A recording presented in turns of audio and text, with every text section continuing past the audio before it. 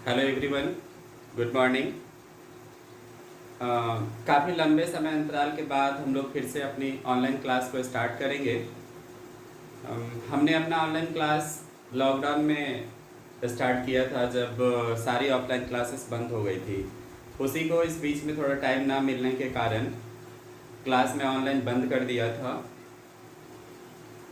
Time ना मिलने का कारण है मार्च 2022 में हमने गवर्नमेंट जॉब ज्वाइन किया है, जिसकी वजह से थोड़ी व्यस्तता होती है, तो टाइम काफ़ी कम मिल पाता है। तो इसी क्रम में आज हम लोग जो डिफ्रेंशिएशन इतने दिनों से पढ़े थे, उसमें हमारा टोटल 12 सीरीज आपके पास है। सीरीज 11 उसमें रिपीट है, 2 बार 11 दिख रहा है। वो 11 जो बाद वाला है ना, वो 12वां सीरीज है, उसको मैं एडिट कर दूंगा। उसी में आगे हम लोग वहाँ तक पढ़े थे जहाँ तक पैरामेट्रिक डिफ्रेंशिएशन था। ठीक है, आज हम लोग स्टार्ट करने चल रहे हैं। आज हम लोग स्टार्ट करेंगे सेकेंड ऑर्डर डेरिवेटिव। क्या स्टार्ट करेंगे? Second order derivative. ये क्या है? हमने जो अभी तक डिफरेंशिएशन पढ़ा है उसमें था कि एक ही बार डिफरेंशिएशन कर लेते थे और हमारा आंसर हमको मिल जाता था। तो इसमें ऐसा नहीं होगा। सेकेंड ऑर्डर नाम से ही स्पष्ट है कि कम से कम आपको 2 बार उसको डिफरेंशिएशन करना है। 2 बार डिफरेंशिएशन करेंगे, आपका आंसर आपको मिल जाएगा। Second order derivative. सबसे पहले इसका हम लोग कुछ नोटिस करने का तरीका है, सिंबल जिसको हम लोग बोल सकते हैं। जैसे एक बार जब हम लोग डिफरेंशिएशन करते हैं तो उसको dy बाई dx लिखते हैं, इसी को हम लोग y1 भी लिखते हैं और इसी को हम लोग y डैश भी लिखते हैं। ठीक है, फिर जब इसको दोबारा डिफरेंशिएट करेंगे, again differentiate with respect to x, तो ये हो जाएगा d2y by dx square. y पे स्क्वायर नहीं होगा, d पे स्क्वायर होगा। d2y बाई dx स्क्वायर, इसको हम लोग y2 भी लिख सकते हैं या y डबल डैश भी लिख सकते हैं। तो हमको क्लास 12 में यहीं तक पढ़ना है, बस डबल डिफरेंशिएशन ही आपको मिलेगा, इससे ज्यादा नहीं मिलने वाला है। वैसे हम जैसे आप आगे बढ़ेंगे, बीएससी करेंगे, एमएससी करेंगे, तो ये हमको लास्टली nth ऑर्डर तक भी पढ़ना है एंड उससे मोर भी हमें आगे पढ़ना है। तो ये सिंबल को जानना था। इसी में यदि इस टर्म को हम फिर से डिफरेंशिएट करते हैं, again differentiate with respect to x, WRT को विथ रेस्पेक्ट टू पढ़ेंगे। तो ये विथ रेस्पेक्ट टू x जब करेंगे तो ये हो जाएगा dqy by dx³ equal to y3 भी लिखते हैं या इसी पे y ट्रिपल डैश भी हम लोग लिखेंगे। ठीक है, अब आइए एक एग्जांपल से इसको समझते हैं। जैसे मान लीजिए आपको दे दिया है if y equal to sine x और बोल रहे हैं find d2y by dx square. d2y by dx square आपको निकालना है, y equal to sine x दिया है। तो हम क्या करेंगे, इसके सॉल्यूशन में लिखेंगे we have y equal to sine x, इसको डिफरेंशिएट करेंगे। फर्स्ट बार differentiate with respect to x करेंगे तो ये हो जाएगा dy बाई dx और ये हो जाएगा साइन का होता है cos x। ठीक है, फिर लिखेंगे again differentiate with respect to x, तो जब दोबारा करेंगे तो ये हो जाएगा d2y by dx square equal to cos का होता है माइनस साइन x। तो ये हमारा आंसर हो जाएगा। मतलब अभी तक जो 11-12 वीडियो में हम लोग पढ़े हैं उसमें एक ही बार डिफरेंशिएशन करते थे सारे चैप्टर में, तो हमारा आंसर आ जाता था। बट यहाँ जैसे ही बोलेगा कि सेकेंड ऑर्डर डेरिवेटिव आपको करना है, d2y बाई dx स्क्वायर निकालना है, dq नहीं बोलेगा।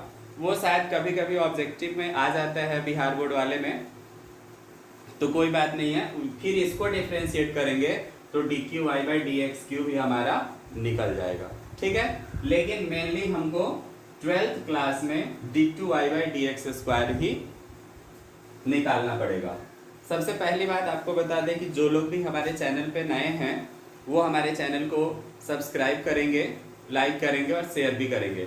अब हमारा क्लास कंटिन्यू ऑनलाइन भी चलेगा, ठीक है। और आप लोगों को जो भी दिक्कत होगा हमें कमेंट में बताएंगे, या हमारा व्हाट्सएप नंबर है 8507905902, इस पे भी आप मैसेज करेंगे तो मैं आपको रिप्लाई कर दूंगा या आपका सॉल्यूशन करके मैं भेज दूंगा, ठीक है। दूसरी बात कि हमारा टेलीग्राम भी है, टेलीग्राम पे भी है रेडियंस मैथमेटिक्स क्लासेस, वहाँ भी सर्च करेंगे तो वो आपको मिल जाएगा। फेसबुक पे भी रेडियंस मैथमेटिक्स क्लासेस सर्च करेंगे तो वो भी हमारा पेज मिल जाएगा। मतलब जो भी ऑनलाइन प्लेटफॉर्म्स है पढ़ाई करने का, सभी पे हमारा वीडियो अवेलेबल है और धीरे धीरे मैं इसको और आगे बढ़ाऊंगा। तो आपसे उम्मीद करता हूँ कि ये समझ में आया होगा। और फिर फिलहाल आप पहले इसका स्क्रीनशॉट करिए जिनको भी उतारना हो, ठीक है। अब क्या करेंगे, थोड़ा एक दो एग्जाम्पल लेके मैं आपको बताता हूँ जिससे ये ज्यादा क्लियर हो जाएगा, ठीक है। Wait 1 minute.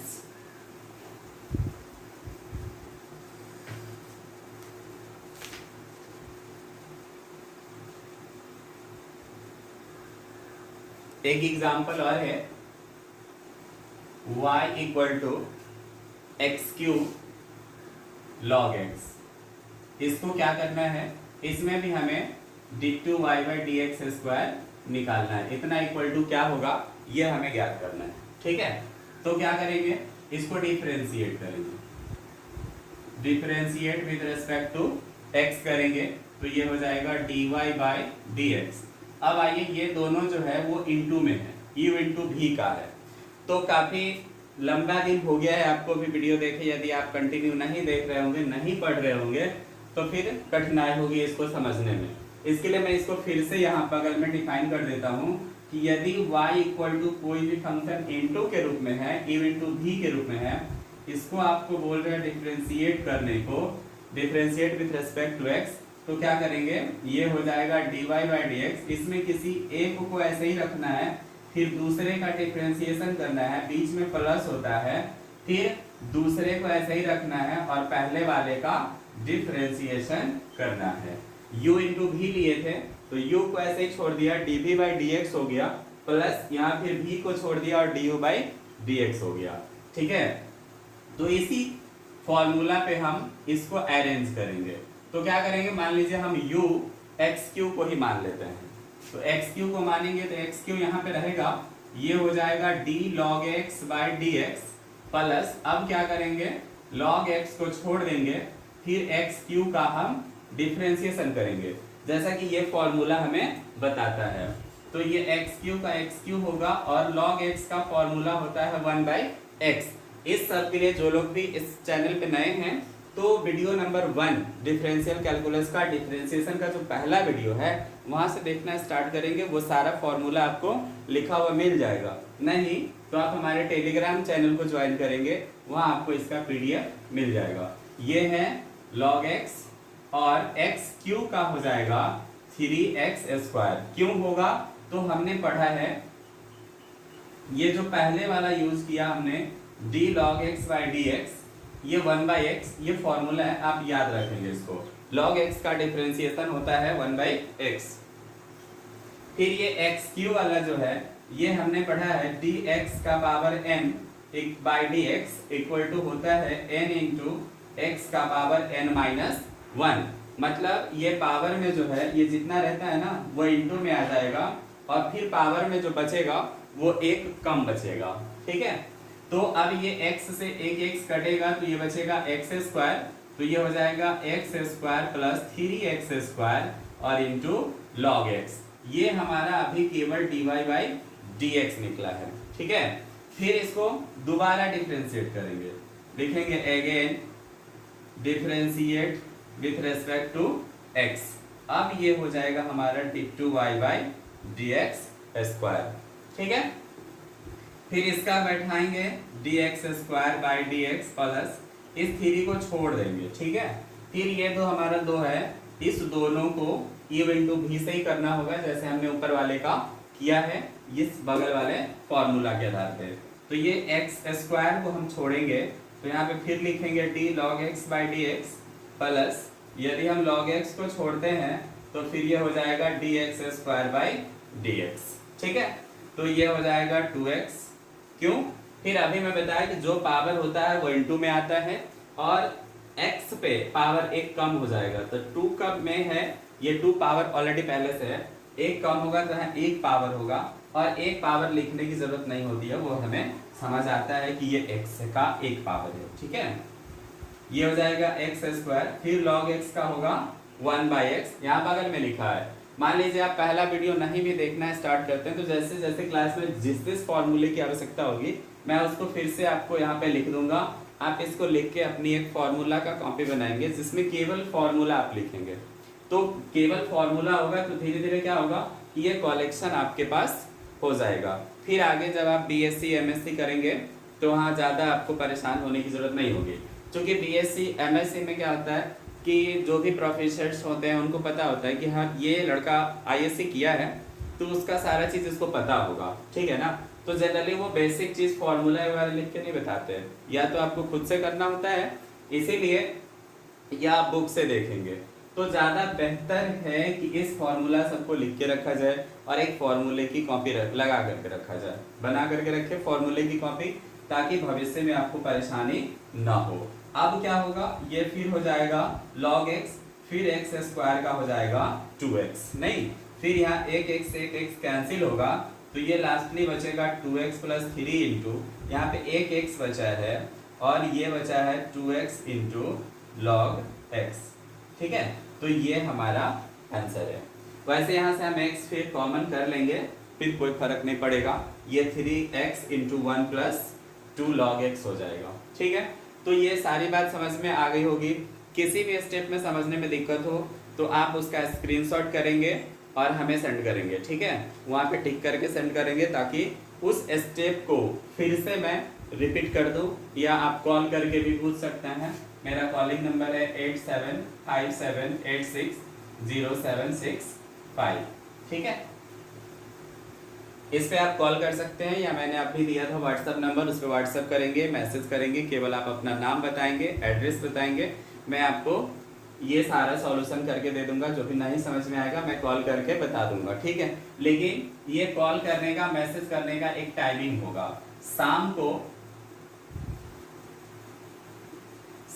7 बजे से रात के 10 बजे तक आप हमें कॉल मैसेज करेंगे, क्योंकि सुबह से मेरे पास टाइम नहीं होता है, इसी कारण से इतने दिनों से मेरा ऑनलाइन क्लास बंद चल रहा था। ठीक है, तो अब आपको क्या करना है, यदि आप हमारे साथ कंटिन्यू रह के अपनी पढ़ाई करना चाहते हैं तो बेसिक बेहतर नॉलेज के लिए हम लोग केसी सिन्हा को फॉलो करते हैं। चाहे आप CBSE के स्टूडेंट हो या बिहार बोर्ड के स्टूडेंट हो या किसी भी बोर्ड के स्टूडेंट हो, तो मैथ के लिए केसी सिन्हा बेहतर बुक है। वैसे केसी सिन्हा के बाद आप चाहे तो NCERT भी बना सकते हैं, उसमें भी कोई दिक्कत नहीं होगी, क्योंकि NCERT के मैक्सिमम क्वेश्चन केसी सिन्हा में होते ही होते हैं। ठीक है, और वो भी क्या है कि NCERT के सारे क्वेश्चन केसी सिन्हा में सॉल्यूशन में होते हैं, सबसे पहली बात। और कोई कहता है कि नहीं केवल NCERT से आता है, तो ये बिल्कुल गलत कहता है, क्योंकि ऐसा कोई नहीं कह सकता, क्योंकि NCERT के क्वेश्चन केसी सिन्हा में है और वही क्वेश्चन एग्जाम में आया है, तो हम कैसे कह सकते हैं कि क्वेश्चन केवल आया है तो NCERT में केसी सिन्हा में नहीं है? तो ये गलत है। बहुत लोग बोलते हैं, जनरल स्टूडेंट बोलता है नहीं NCERT, ऐसा कुछ भी नहीं है, ये भ्रम में ना रहेंगे। ठीक है, तो आज आपका होमवर्क है, आप चाहे मेरे साथ अपनी क्लास को कंटिन्यू रखना, तो एक्सरसाइज 12.1 है केसी सिन्हा में, इसको आप बनाएंगे, कोई भी दिक्कत होगा हमें बताएंगे। ठीक है, फिर आगे हम लोग करेंगे, जो भी दिक्कत हो आप सेंड कीजिए, नहीं तो हम आगे चलेंगे। ठीक, इस चैप्टर के बनाने के बाद इसी का वेरी शॉर्ट करेंगे, MCQ करेंगे, फिर हम लोग आगे बढ़ेंगे। क्योंकि अभी बिहार बोर्ड में क्या है कि जितना सब्जेक्टिव मैटर करता है उतना ही ऑब्जेक्टिव मैटर करता है, इसलिए कि 50-50 है, ऑब्जेक्टिव भी आता है 50 मार्क्स का, सब्जेक्टिव भी है हमारे पास 50 मार्क्स का, तो ऑब्जेक्टिव को कम नहीं लेना है और कोशिश करना है कि हमारा सारा फॉर्मूला याद हो। ठीक है, चलिए, थैंक यू।